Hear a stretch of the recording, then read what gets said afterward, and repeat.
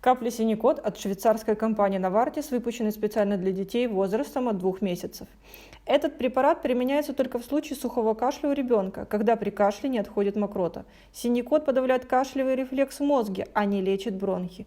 Нельзя принимать Синекот вместе с отхаркивающими средствами во избежание бронхоспазма.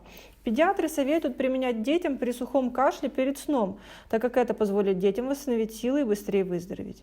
Детям от 2 месяцев до года дают по 10 капель 4 раза в сутки. От года до 3 лет дозировки увеличивают до 15 капель, а дети от 3 лет принимают по 20 капель 4 раза в сутки. Дети от 3 лет также могут уже принимать Синекот в форме сиропа.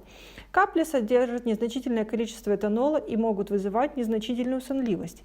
Не стоит применять капли дольше 1 недели.